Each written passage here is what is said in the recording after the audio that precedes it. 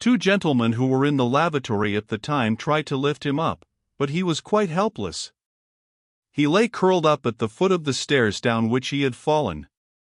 They succeeded in turning him over. His hat had rolled a few yards away and his clothes were smeared with the filth and ooze of the floor on which he had lain, face downwards. His eyes were closed and he breathed with a grunting noise. A thin stream of blood trickled from the corner of his mouth. These two gentlemen and one of the curates carried him up the stairs and laid him down again on the floor of the bar. In 2 minutes he was surrounded by a ring of men. The manager of the bar asked everyone who he was and who was with him. No one knew who he was, but one of the curates said he had served the gentleman with a small rum. "Was he by himself?" asked the manager. "No, sir. There was 2 gentlemen with him." "And where are they?" No one knew, a voice said. "Give him air. He's fainted." The ring of onlookers distended and closed again elastically. A dark medal of blood had formed itself near the man's head on the tessellated floor. The manager, alarmed by the grey pallor of the man's face, sent for a policeman. His collar was unfastened and his necktie undone. He opened his eyes for an instant, sighed and closed them again.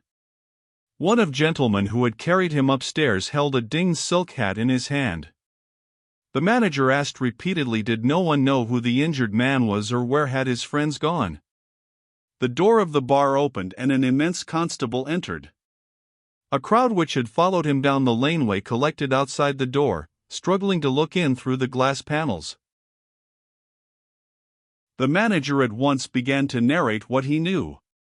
The constable, a young man with thick immobile features, listened.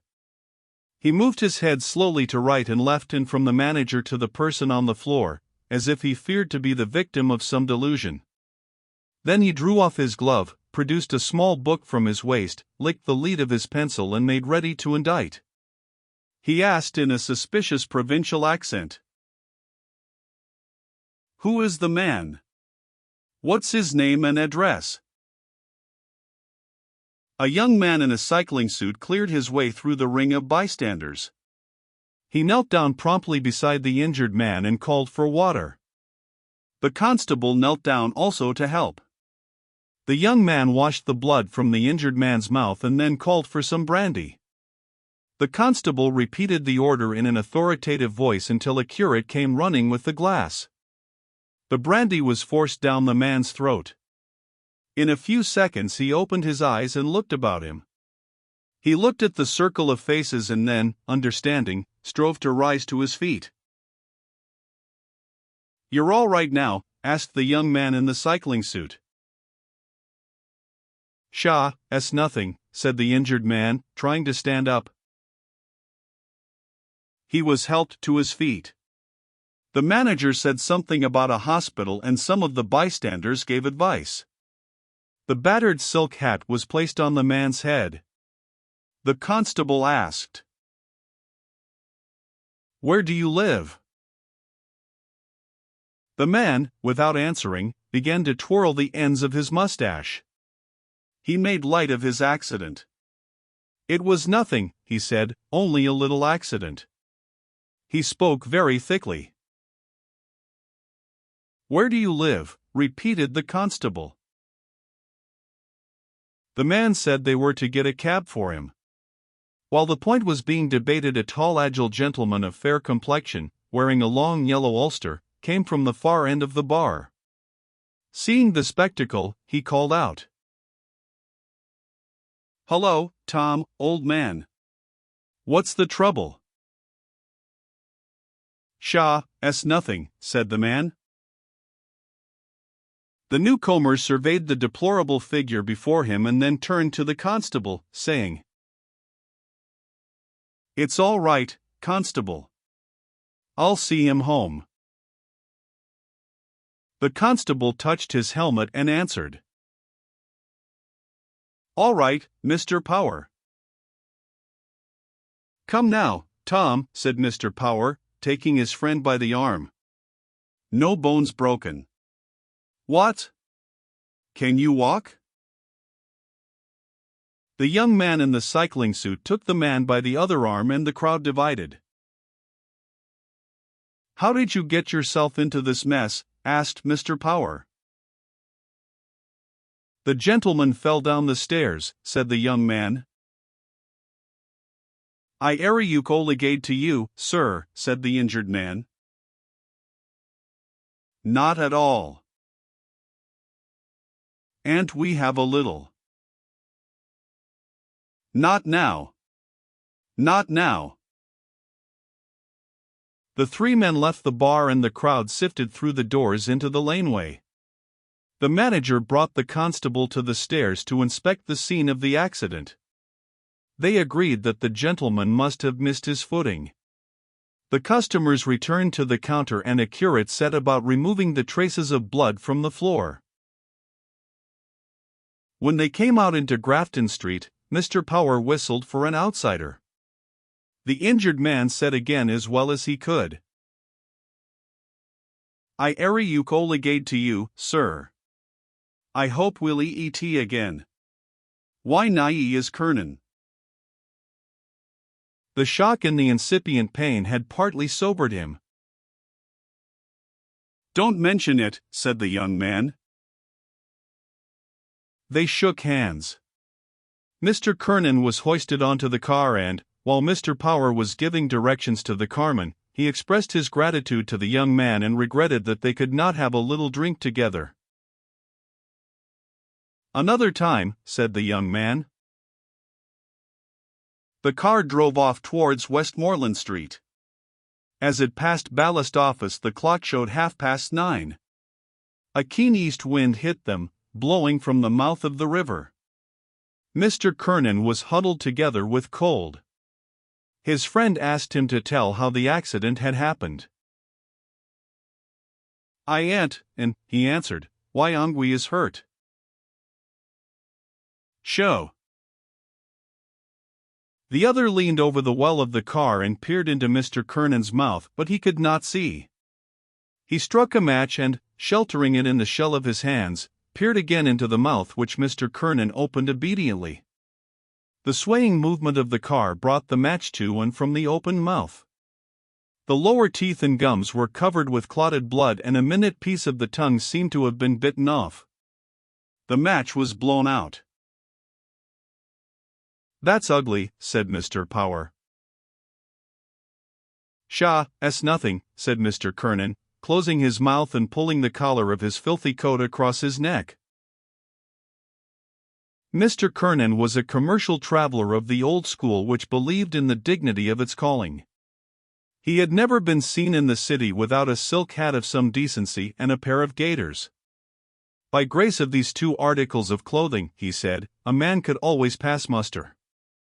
He carried on the tradition of his Napoleon, the great Black White, whose memory he evoked at times by legend and mimicry. Modern business methods had spared him only so far as to allow him a little office in Crow Street, on the window blind of which was written the name of his firm with the address London, E.C. On the mantelpiece of this little office a little leaden battalion of canisters was drawn up, and on the table before the window stood 4 or 5 china bowls which were usually half full of a black liquid. From these bowls Mr. Kernan tasted tea. He took a mouthful, drew it up, saturated his palate with it and then spat it forth into the grate. Then he paused to judge. Mr. Power, a much younger man, was employed in the Royal Irish Constabulary Office in Dublin Castle. The arc of his social rise intersected the arc of his friend's decline, but Mr. Kernan's decline was mitigated by the fact that certain of those friends who had known him at his highest point of success still esteemed him as a character. Mr. Power was one of these friends. His inexplicable debts were a byword in his circle. He was a debonair young man. The car halted before a small house on the Glasnevin Road and Mr. Kernan was helped into the house. His wife put him to bed while Mr. Power sat downstairs in the kitchen asking the children where they went to school and what book they were in. The children, 2 girls and a boy, conscious of their father's helplessness and of their mother's absence, began some horseplay with him. He was surprised at their manners and at their accents, and his brow grew thoughtful. After a while Mrs. Kernan entered the kitchen, exclaiming, "Such a sight! Oh, he'll do for himself one day, and that's the holy alls of it. He's been drinking since Friday." Mr. Power was careful to explain to her that he was not responsible, that he had come on the scene by the merest accident.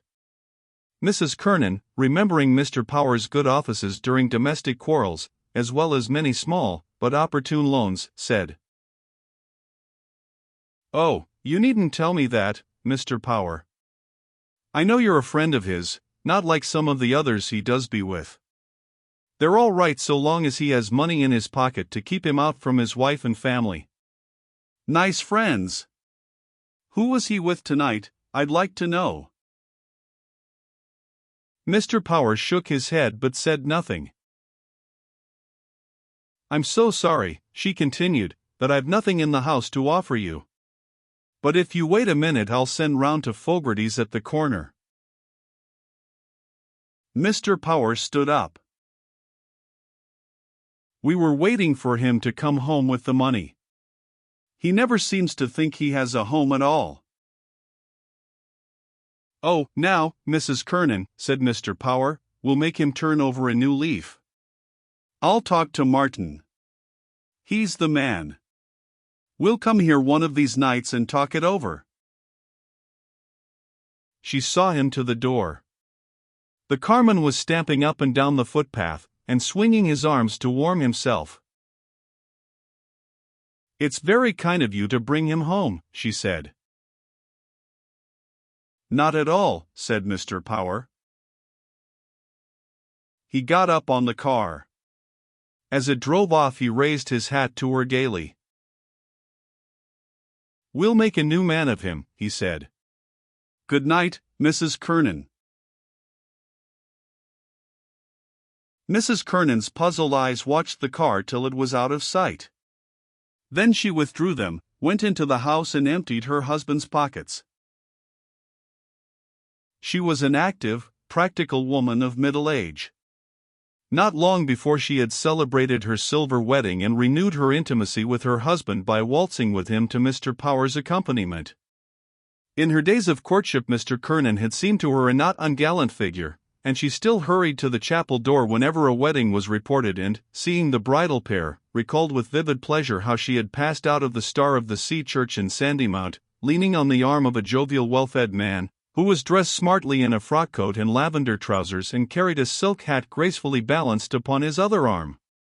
After 3 weeks she had found a wife's life irksome and, later on, when she was beginning to find it unbearable, she had become a mother. The part of mother presented to her no insuperable difficulties, and for 25 years she had kept house shrewdly for her husband. Her 2 eldest sons were launched. One was in a draper's shop in Glasgow and the other was clerk to a tea merchant in Belfast. They were good sons, wrote regularly and sometimes sent home money. The other children were still at school. Mr. Kernan sent a letter to his office next day and remained in bed. She made beef tea for him and scolded him roundly. She accepted his frequent intemperance as part of the climate, healed him dutifully whenever he was sick and always tried to make him eat a breakfast. There were worse husbands. He had never been violent since the boys had grown up, and she knew that he would walk to the end of Thomas Street and back again to book even a small order. 2 nights after his friends came to see him. She brought them up to his bedroom, the air of which was impregnated with a personal odor, and gave them chairs at the fire. Mr. Kernan's tongue, the occasional stinging pain of which had made him somewhat irritable during the day, became more polite. He sat propped up in the bed by pillows, and the little color in his puffy cheeks made them resemble warm cinders. He apologized to his guests for the disorder of the room, but at the same time looked at them a little proudly, with a veteran's pride. He was quite unconscious that he was the victim of a plot which his friends, Mr. Cunningham, Mr. McCoy, and Mr. Power had disclosed to Mrs. Kernan in the parlor. The idea had been Mr. Power's, but its development was entrusted to Mr. Cunningham.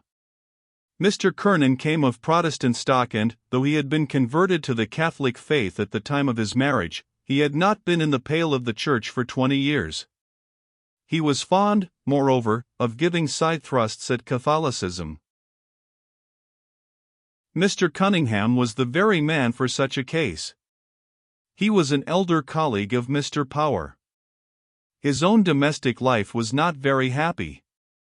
People had great sympathy with him, for it was known that he had married an unpresentable woman who was an incurable drunkard. He had set up house for her 6 times, and each time she had pawned the furniture on him. Everyone had respect for poor Martin Cunningham. He was a thoroughly sensible man, influential and intelligent. His blade of human knowledge, natural astuteness particularized by long association with cases in the police courts, had been tempered by brief immersions in the waters of general philosophy. He was well informed. His friends bowed to his opinions and considered that his face was like Shakespeare's. When the plot had been disclosed to her, Mrs. Kernan had said, "I leave it all in your hands, Mr. Cunningham." After a quarter of a century of married life, she had very few illusions left. Religion for her was a habit, and she suspected that a man of her husband's age would not change greatly before death. She was tempted to see a curious appropriateness in his accident and, but that she did not wish to seem bloody-minded, she would have told the gentleman that Mr. Kernan's tongue would not suffer by being shortened. However, Mr. Cunningham was a capable man, and religion was religion. The scheme might do good and, at least, it could do no harm. Her beliefs were not extravagant. She believed steadily in the Sacred Heart as the most generally useful of all Catholic devotions and approved of the sacraments. Her faith was bounded by her kitchen, but, if she was put to it, she could believe also in the Banshee and in the Holy Ghost. The gentleman began to talk of the accident. Mr. Cunningham said that he had once known a similar case. A man of 70 had bitten off a piece of his tongue during an epileptic fit, and the tongue had filled in again so that no one could see a trace of the bite. "Well, I'm not 70, said the invalid. "God forbid," said Mr. Cunningham. "It doesn't pain you now?" asked Mr. McCoy. Mr. McCoy had been at one time a tenor of some reputation. His wife, who had been a soprano, still taught young children to play the piano at low terms. His line of life had not been the shortest distance between 2 points, and for short periods he had been driven to live by his wits. He had been a clerk in the Midland Railway, a canvasser for advertisements for the Irish Times and for the Freeman's Journal, a town traveller for a coal firm on commission, a private inquiry agent, a clerk in the office of the sub-sheriff, and he had recently become secretary to the city coroner. His new office made him professionally interested in Mr. Kernan's case. "Pain? Not much," answered Mr. Kernan. "But it's so sickening. I feel as if I wanted to retch off." "That's the booze," said Mr. Cunningham firmly.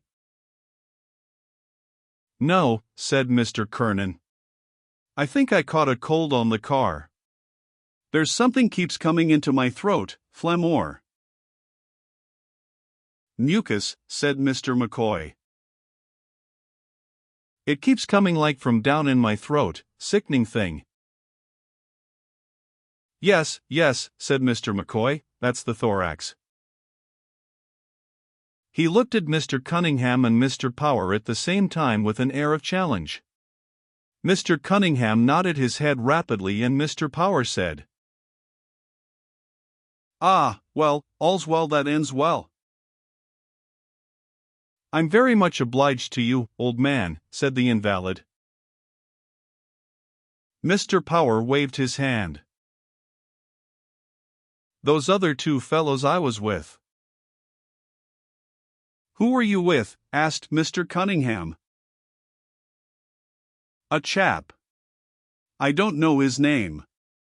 "Damn it now, what's his name?" "Little chap with sandy hair." "And who else?" Harford. Said Mr. Cunningham. When Mr. Cunningham made that remark, people were silent. It was known that the speaker had secret sources of information.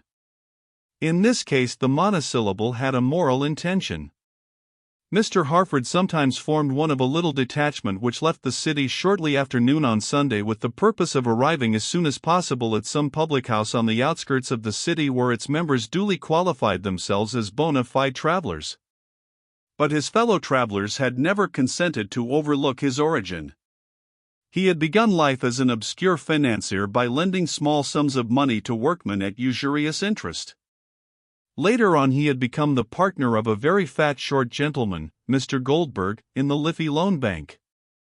Though he had never embraced more than the Jewish ethical code, his fellow Catholics, whenever they had smarted in person or by proxy under his exactions, spoke of him bitterly as an Irish Jew and an illiterate, and saw divine disapproval of usury made manifest through the person of his idiot son. At other times they remembered his good points. "I wonder where did he go to?" said Mr. Kernan. He wished the details of the incident to remain vague. He wished his friends to think there had been some mistake, that Mr. Harford and he had missed each other. His friends, who knew quite well Mr. Harford's manners in drinking, were silent. Mr. Power said again, "All's well that ends well."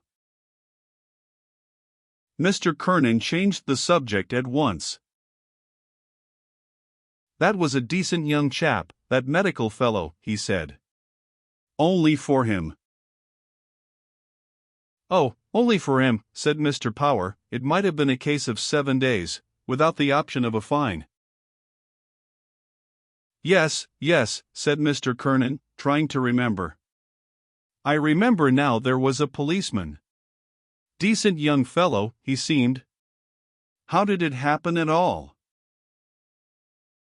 "It happened that you were pelluthered, Tom," said Mr. Cunningham gravely. "True bill," said Mr. Kernan, equally gravely. "I suppose you squared the constable, Jack," said Mr. McCoy. Mr. Power did not relish the use of his Christian name. He was not straight-laced, but he could not forget that Mr. McCoy had recently made a crusade in search of valises and portmanteaus to enable Mrs. McCoy to fulfill imaginary engagements in the country. More than he resented the fact that he had been victimized, he resented such low playing of the game. He answered the question, therefore, as if Mr. Kernan had asked it. The narrative made Mr. Kernan indignant. He was keenly conscious of his citizenship, wished to live with his city on terms mutually honorable, and resented any affront put upon him by those whom he called country bumpkins. "Is this what we pay rates for?" he asked. "To feed and clothe these ignorant bostooms, and they're nothing else?" Mr. Cunningham laughed. He was a castle official only during office hours. "How could they be anything else, Tom?" he said. He assumed a thick provincial accent and said in a tone of command, 65, catch your cabbage." Everyone laughed. Mr. McCoy, who wanted to enter the conversation by any door, pretended that he had never heard the story. Mr. Cunningham said, "It is supposed, they say, to take place in the depot where they get these thundering big country fellows, Omanhans, to drill. The sergeant makes them stand in a row against the wall and hold up their plates." He illustrated the story by grotesque gestures. "At dinner, Then he has a bloody big bowl of cabbage before him on the table and a bloody big spoon like a shovel. He takes up a wad of cabbage on the spoon and pegs it across the room, and the poor devils have to try and catch it on their plates. 65, catch your cabbage." Everyone laughed again, but Mr. Kernan was somewhat indignant still. He talked of writing a letter to the papers. "These yahoos coming up here," he said, "think they can boss the people.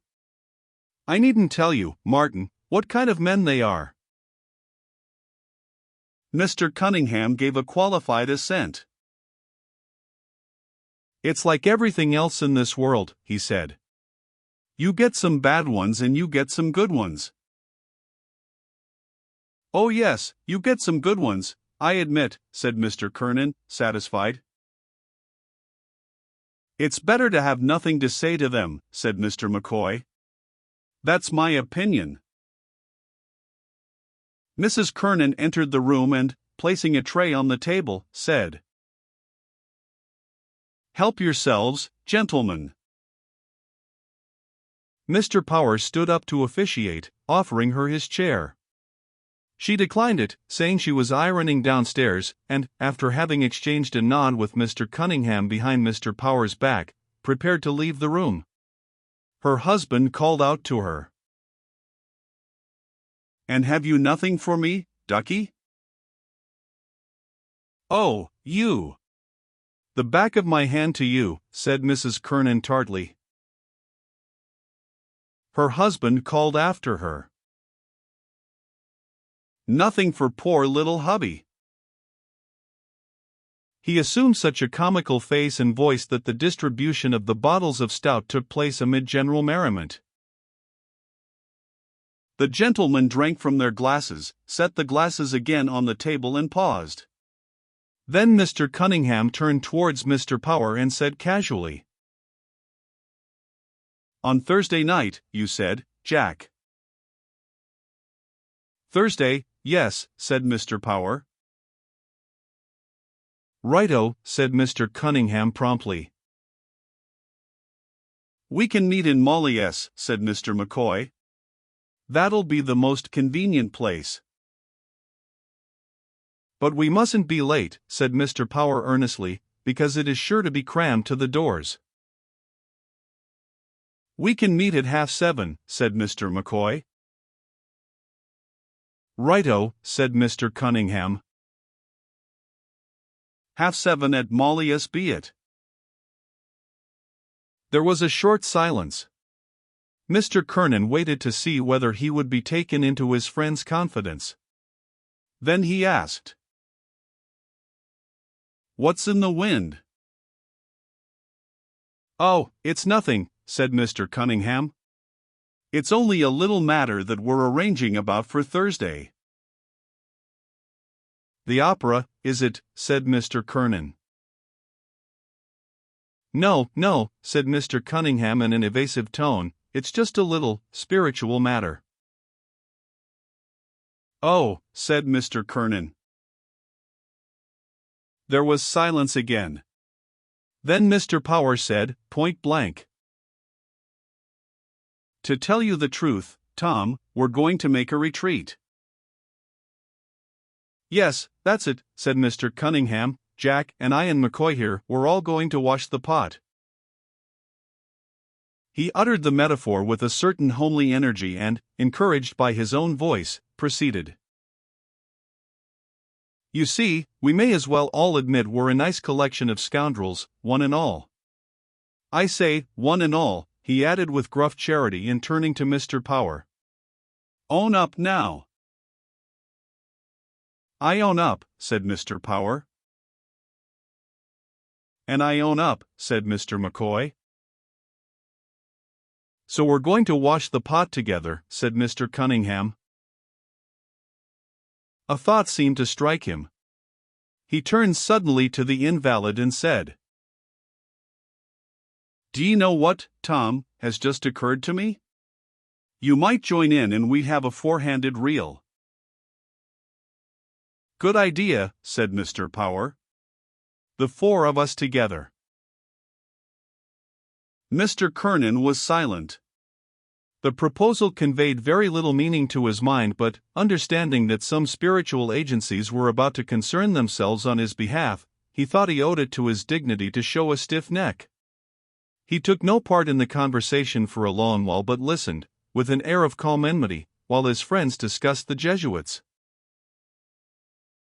"I haven't such a bad opinion of the Jesuits," he said, intervening at length. "They're an educated order. I believe they mean well too. They're the grandest order in the church, Tom, said Mr. Cunningham, with enthusiasm. The general of the Jesuits stands next to the Pope. There's no mistake about it, said Mr. McCoy. If you want a thing well done and no flies about it, you go to a Jesuit. There the boyos have influence. I'll tell you a case in point. The Jesuits are a fine body of men, said Mr. Power. It's a curious thing, said Mr. Cunningham, about the Jesuit order. Every other order of the church had to be reformed at some time or other, but the Jesuit order was never once reformed. It never fell away. Is that so? Asked Mr. McCoy. That's a fact, said Mr. Cunningham. That's history. Look at their church, too, said Mr. Power. Look at the congregation they have. The Jesuits cater for the upper classes, said Mr. McCoy. Of course, said Mr. Power. Yes, said Mr. Kernan. That's why I have a feeling for them. It's some of those secular priests, ignorant, bumptious. They're all good men, said Mr. Cunningham, each in his own way. The Irish priesthood is honored all the world over. Oh yes, said Mr. Power. Not like some of the other priesthoods on the continent, said Mr. McCoy, unworthy of the name. Perhaps you're right, said Mr. Kernan, relenting. Of course I'm right, said Mr. Cunningham. I haven't been in the world all this time and seen most sides of it without being a judge of character. The gentlemen drank again, one following another's example. Mr. Kernan seemed to be weighing something in his mind. He was impressed. He had a high opinion of Mr. Cunningham as a judge of character and as a reader of faces. He asked for particulars. Oh, it's just a retreat, you know, said Mr. Cunningham. Father Purdon is giving it. It's for business men, you know. He won't be too hard on us, Tom, said Mr. Power persuasively. Father Purdon? Father Purdon, said the invalid. Oh, you must know him, Tom, said Mr. Cunningham stoutly. Fine jolly fellow. He's a man of the world like ourselves. Ah, yes. I think I know him. Rather red face, tall. That's the man. And tell me, Martin, is he a good preacher? Mono. It's not exactly a sermon, you know. It's just kind of a friendly talk, you know, in a common-sense way. Mr. Kernan deliberated. Mr. McCoy said, Father Tom Burke, that was the boy. Oh, Father Tom Burke, said Mr. Cunningham, that was a born orator. Did you ever hear him, Tom? Did I ever hear him, said the invalid, nettled. Rather. I heard him. And yet they say he wasn't much of a theologian, said Mr. Cunningham. Is that so, said Mr. McCoy. Oh, of course, nothing wrong, you know. Only sometimes, they say, he didn't preach what was quite orthodox. Ah, he was a splendid man, said Mr. McCoy. I heard him once, Mr. Kernan continued. I forget the subject of his discourse now. Crofton and I were in the back of the ye pit, you know, the body, said Mr. Cunningham. Yes, in the back near the door. I forget now what. Oh yes, it was on the Pope, the late Pope. I remember it well. Upon my word it was magnificent, the style of the oratory. And his voice. God! Hadn't he a voice? The prisoner of the Vatican, he called him. I remember Crofton saying to me when we came out. But he's an Orangeman, Crofton, isn't he? Said Mr. Power. Course he is, said Mr. Kernan, and a damned decent Orangeman too. We went into Butler's in Moore Street. Faith, I was genuinely moved, tell you the God's truth, and I remember well his very words. Kernan, he said, we worship at different altars, he said, but our belief is the same. Struck me as very well put. There's a good deal in that, said Mr. Power. There used always to be crowds of Protestants in the chapel where Father Tom was preaching. There's not much difference between us, said Mr. McCoy. We both believe in. He hesitated for a moment. In the Redeemer. Only they don't believe in the Pope and in the Mother of God. But, of course, said Mr. Cunningham quietly and effectively, our religion is the religion, the old, original faith. Not a doubt of it, said Mr. Kernan warmly. Mrs. Kernan came to the door of the bedroom and announced, Here's a visitor for you. Who is it? Mr. Fogarty. Oh, come in. Come in. A pale oval face came forward into the light. The arch of its fair trailing mustache was repeated in the fair eyebrows looped above pleasantly astonished eyes. Mr. Fogarty was a modest grocer. He had failed in business in a licensed house in the city because his financial condition had constrained him to tie himself to second-class distillers and brewers.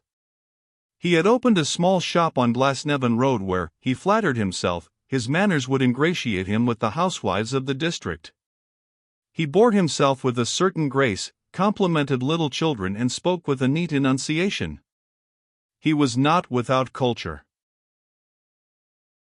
Mr. Fogarty brought a gift with him, a half-pint of special whiskey. He inquired politely for Mr. Kernan, placed his gift on the table and sat down with the company on equal terms. Mr. Kernan appreciated the gift all the more since he was aware that there was a small account for groceries unsettled between him and Mr. Fogarty. He said, I wouldn't doubt you, old man. Open that, Jack, will you? Mr. Power again officiated. Glasses were rinsed and 5 small measures of whiskey were poured out. This new influence enlivened the conversation. Mr. Fogarty, sitting on a small area of the chair, was specially interested. Pope Leo XIII, said Mr. Cunningham, was one of the lights of the age. His great idea, you know, was the union of the Latin and Greek churches. That was the aim of his life. I often heard he was one of the most intellectual men in Europe, said Mr. Power. I mean, apart from his being Pope. So he was, said Mr. Cunningham, if not the most so. His motto, you know, as Pope, was lux upon lux, light upon light. No, no, said Mr. Fogarty eagerly. I think you're wrong there. It was lux in tenebris, I think, light in darkness. Oh yes, said Mr. McCoy, tenebris. Allow me, said Mr. Cunningham positively, it was lux upon lux. And Pius IX. His predecessor's motto was crux upon crux, that is, cross upon cross, to show the difference between their two pontificates. The inference was allowed. Mr. Cunningham continued. Pope Leo, you know, was a great scholar and a poet. He had a strong face, said Mr. Kernan. Yes, said Mr. Cunningham. He wrote Latin poetry. Is that so? Said Mr. Fogarty.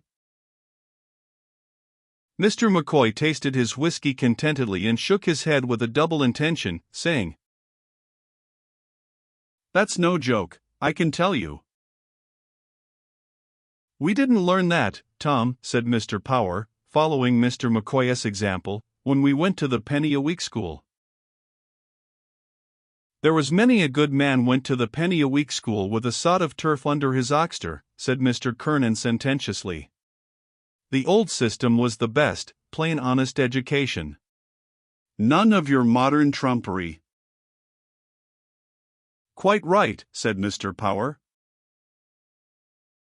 "No superfluities," said Mr. Fogarty. He enunciated the word and then drank gravely. "I remember reading," said Mr. Cunningham, "that one of Pope Leo's poems was on the invention of the photograph, in Latin, of course." "On the photograph," exclaimed Mr. Kernan. "Yes," said Mr. Cunningham. He also drank from his glass. "Well, you know," said Mr. McCoy, "isn't the photograph wonderful when you come to think of it?" "Oh, of course," said Mr. Power, "great minds can see things.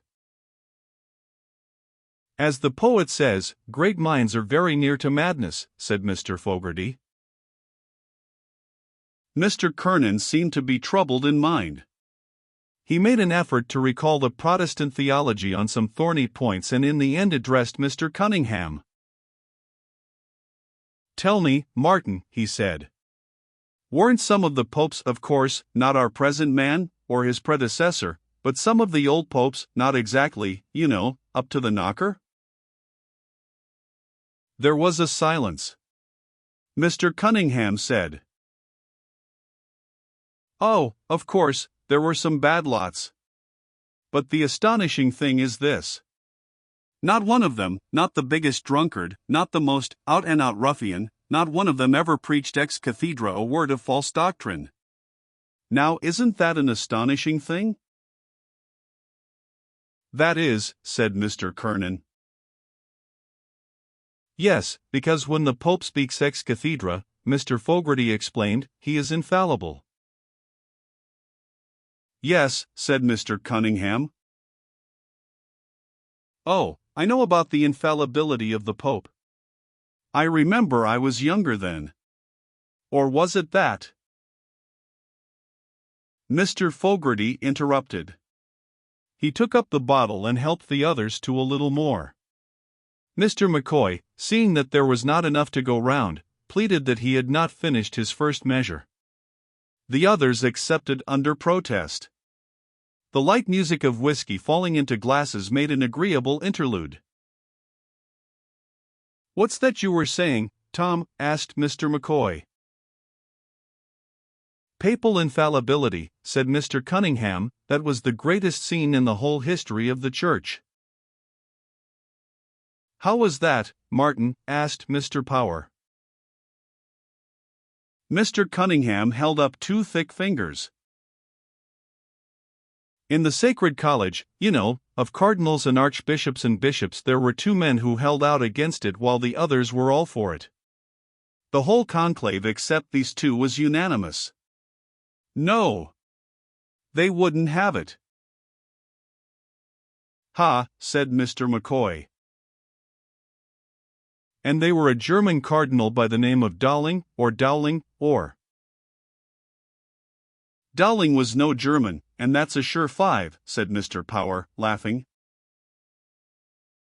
"Well, this great German cardinal, whatever his name was one, and the other was John Machale."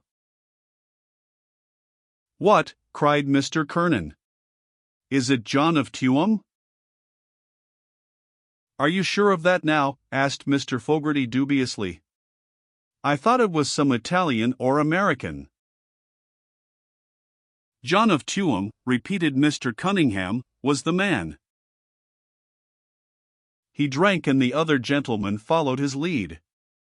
Then he resumed. "There they were at it, all the cardinals and bishops and archbishops from all the ends of the earth, and these two fighting dog and devil, until at last the Pope himself stood up and declared infallibility a dogma of the Church ex cathedra. On the very moment John Machale, who had been arguing against it, stood up and shouted out with the voice of a lion, "Credo!" "I believe," said Mr. Fogarty. "Credo," said Mr. Cunningham. That showed the faith he had. He submitted the moment the Pope spoke. "And what about Dowling?" asked Mr. McCoy. "The German cardinal wouldn't submit. He left the church." Mr. Cunningham's words had built up the vast image of the church in the minds of his hearers. His deep raucous voice had thrilled them as it uttered the word of belief and submission. When Mrs. Kernan came into the room drying her hands, she came into a solemn company. She did not disturb the silence, but leaned over the rail at the foot of the bed. "I once saw John Machale," said Mr. Kernan, "and I'll never forget it as long as I live." He turned towards his wife to be confirmed. "I often told you that?" Mrs. Kernan nodded. It was at the unveiling of Sir John Gray's statue. Edmund Dwyer Gray was speaking, blathering away, and here was this old fellow, crabbed-looking old chap, looking at him from under his bushy eyebrows. Mr. Kernan knitted his brows and, lowering his head like an angry bull, glared at his wife. "God," he exclaimed, resuming his natural face, "I never saw such an eye in a man's head. It was as much as to say, 'I have you properly taped, my lad.' He had an eye like a hawk." "None of the Greys was any good," said Mr. Power. There was a pause again. Mr. Power turned to Mrs. Kernan and said with abrupt joviality, "Well, Mrs. Kernan, we're going to make your man here a good, holy, pious, and God-fearing Roman Catholic." He swept his arm round the company inclusively. "We're all going to make a retreat together and confess our sins, and God knows we want it badly." "I don't mind," said Mr. Kernan, smiling a little nervously. Mrs. Kernan thought it would be wiser to conceal her satisfaction. So she said, "I pity the poor priest that has to listen to your tale." Mr. Kernan's expression changed. "If he doesn't like it," he said bluntly, "he can do the other thing. I'll just tell him my little tale of woe. I'm not such a bad fellow." Mr. Cunningham intervened promptly. "We'll all renounce the devil," he said, together, not forgetting his works and pomps. "Get behind me, Satan," said Mr. Fogarty, laughing and looking at the others.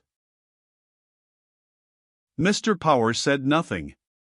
He felt completely outgeneraled. But a pleased expression flickered across his face.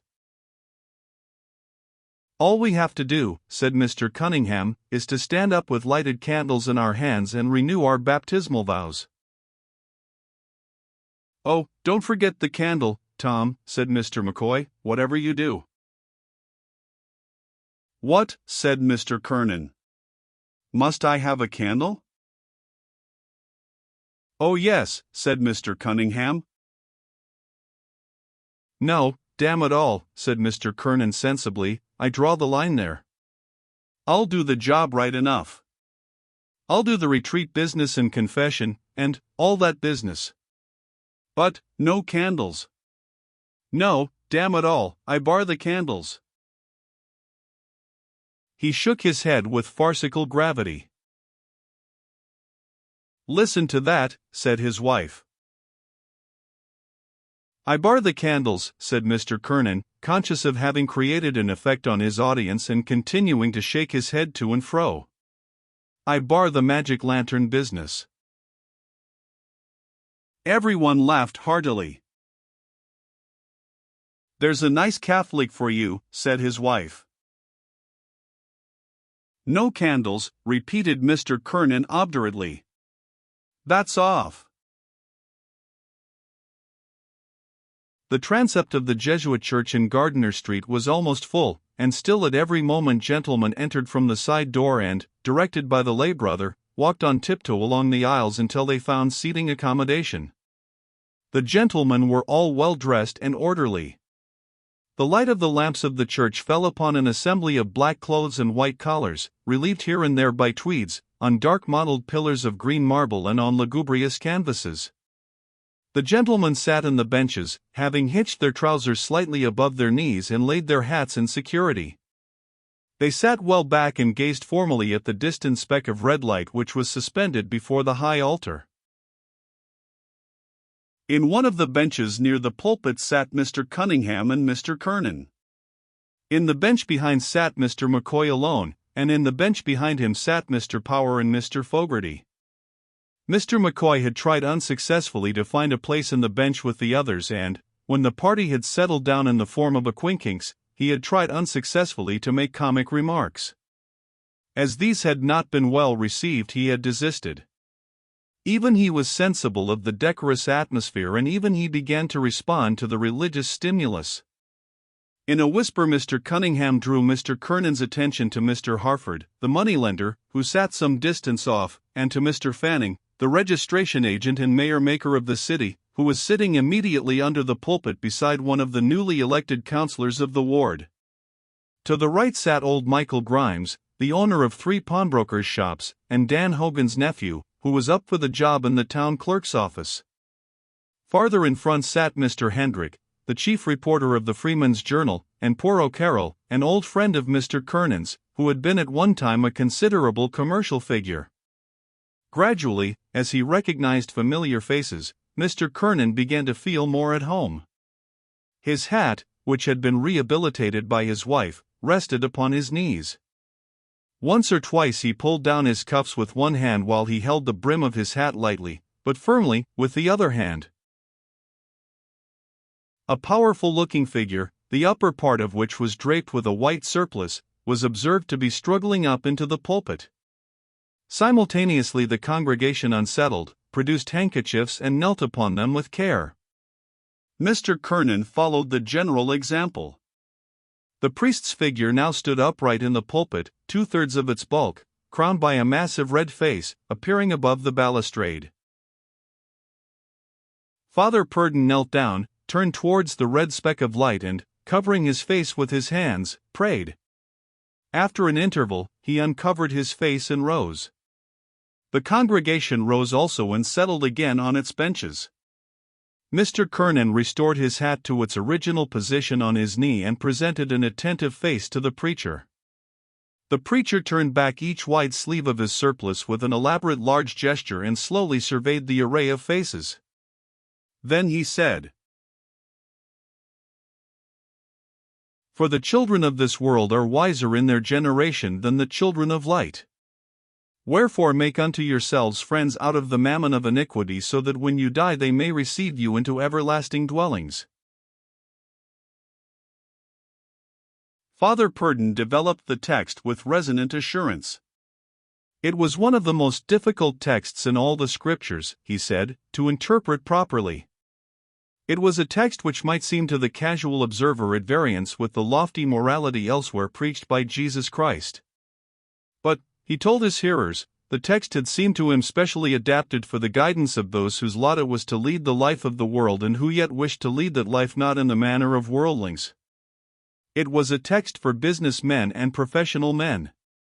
Jesus Christ, with his divine understanding of every cranny of our human nature, understood that all men were not called to the religious life, that by far the vast majority were forced to live in the world and, to a certain extent, for the world, and in this sentence he designed to give them a word of counsel, setting before them as exemplars in the religious life those very worshippers of mammon who were of all men the least solicitous in matters religious. He told his hearers that he was there that evening for no terrifying, no extravagant purpose, but as a man of the world speaking to his fellowmen. He came to speak to business men, and he would speak to them in a business-like way. If he might use the metaphor, he said, he was their spiritual accountant, and he wished each and every one of his hearers to open his books, the books of his spiritual life, and see if they tallied accurately with conscience. Jesus Christ was not a hard taskmaster. He understood our little failings, understood the weakness of our poor fallen nature, understood the temptations of this life. We all had from time to time, our temptations, we all had, our failings. But one thing only, he said, he would ask of his hearers. And that was, to be straight and manly with God. If their accounts tallied in every point to say, "Well, I have verified my accounts. I find all well." But if, as might happen, there were some discrepancies, to admit the truth, to be frank and say like a man, "Well, I have looked into my accounts. I find this wrong and this wrong. But, with God's grace, I will rectify this and this. I will set right my accounts."